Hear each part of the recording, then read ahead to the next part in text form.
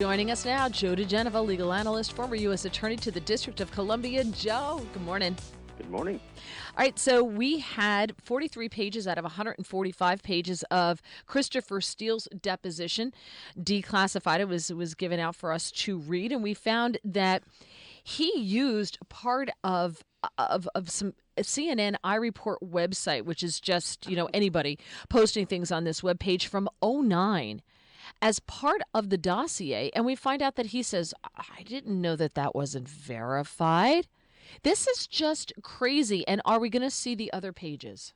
Yeah, eventually the other pages will come out. But what's important here is that this came out in a defamation lawsuit against BuzzFeed for publishing allegations about a Russian oligarch. That Russian has sued both in the United States and in the UK, and these are the depositions in those lawsuits.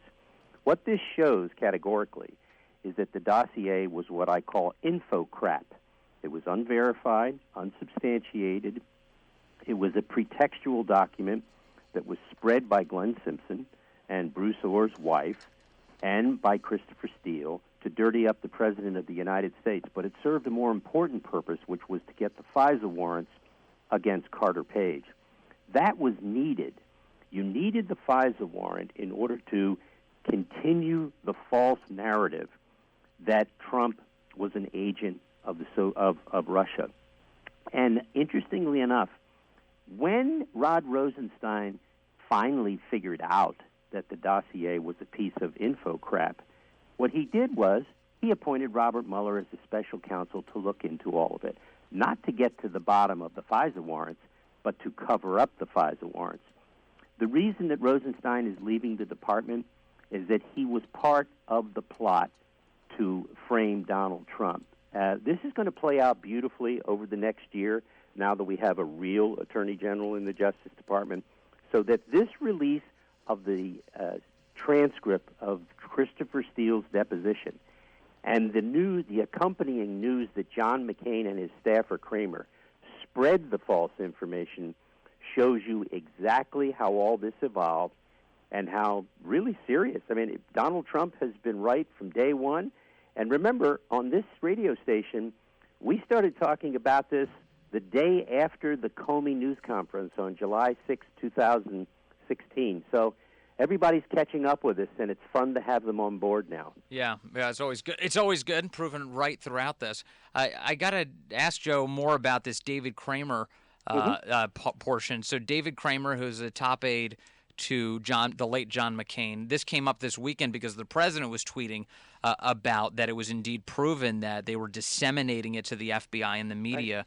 Right. This happened after the election. This was December of 2016. Right. And so what did you make of the testimony there and what David Kramer did with the dossier? Well, you have to understand that John McCain was, in fact, an American hero. We all know that. He fought for his country. He was shot down over Vietnam. He spent years in a Hanoi prison camp. All true, God bless him. But when he became a United States Senator, he became a vindictive, nasty United States Senator. And this is part and parcel of that awful personality. People who worked with him on Capitol Hill knew how nasty and vindictive he was. He proved it. This spreading of because, of course, he hated Trump for the things that Trump said about him during the campaign, all of which Trump never should have said, but, he did say it. Which, Joe, I just want to add, which were predicated by first McCain attacking Trump, saying that he was bringing the crazies out. It's like Mitt Romney calling President Trump a fraud and a charlatan. That sounds like Romney talking about himself. But beyond that, McCain was a nasty, vindictive individual. One of the things people don't know, remember the 9/11 commission that Congress set up? McCain blocked the appointment of 3 women to the 9/11 Commission. That was another thing people don't remember about John McCain. He was a misogynist. He hated women. You could try to find one on his staff. You couldn't find any. He was a nasty guy, let me tell you, and this proved it. And the president is right to be angry about what McCain did. The spreading of that dossier was a despicable act of political espionage. Because, here you've got McCain defenders saying, well, what's wrong with him getting information and giving it to the FBI? But he went well beyond that, didn't he? Of course he did. He tried to undermine the President of the United States. He tried to do everything he could to convince law enforcement and the intelligence community to keep digging and get more. He spread the false information that Trump was working for Russia. He did a horrible thing to Trump and to the country. Joe, we keep hearing that the Mueller report is going to be over because Weissman is now off, that they're wrapping this up. But court filings in the prosecution of Manafort show that Mueller's still investigating a fall 2016 meeting in Manhattan where the lifting of U.S. sanctions on Russia were discussed. He still has questions about the Ukraine amendment to the 2016 party platform and a couple of other things. This Mueller investigation may not be wrapping up. What's your sense of it? I have no idea. I can tell you this: nothing will come of anything involving the Trump meeting. If people are dumb enough to talk to Mueller after this, they should talk to him by taking the fifth, not give him any information. It's pretty clear that given the way Weissman works, remember Weissman's trick is to get you to come in and tell him something. Then he says, well, somebody else told me something else. So you're obviously lying, and I'm going to indict you for perjury unless you do what I want you to do. And then Weissman sends FBI agents to defense witnesses and threatens the defense witnesses that if they testify on your behalf, they're going to charge you with obstruction of justice. Andrew Weissman's leaving the special counsel's office is one of the great developments for honest law enforcement. The guy's a sleazeball. He's a vindictive prosecutor. He shouldn't ever have the power of prosecution again. And as far as Mueller's investigation, I have no idea what they're investigating at the Trump Tower.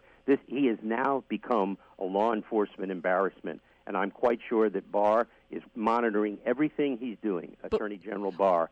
I doubt if much will come from this alleged continuing investigation of Trump Tower meetings. Well, this is not the Trump Tower meeting. This is another meeting that supposedly took place at a Manhattan cigar bar in the fall of 2016 where they discussed the lifting of U.S. sanctions on Russia. Yeah, and one of the interesting things about that's going to come out, I think shortly, is that the FBI was actually had not only one but several informants that they used inside the Trump Tower and were getting information in an effort to pursue investigations.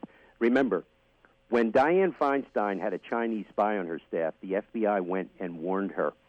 When Hillary Clinton broke the law, they went and gave her a pass. When instead of going and warning Donald Trump about potential, unproven, potential infiltration of his campaign, what did they do? Did they go and warn Donald Trump? No, they investigated him as a Russian spy. You think there's not, the Bureau at that point in its career was a disaster and remains a disaster under the current FBI director. Well, Joe, thank you so much. We always appreciate it when you join us on Mondays. You bet, guys. Have a fantastic week.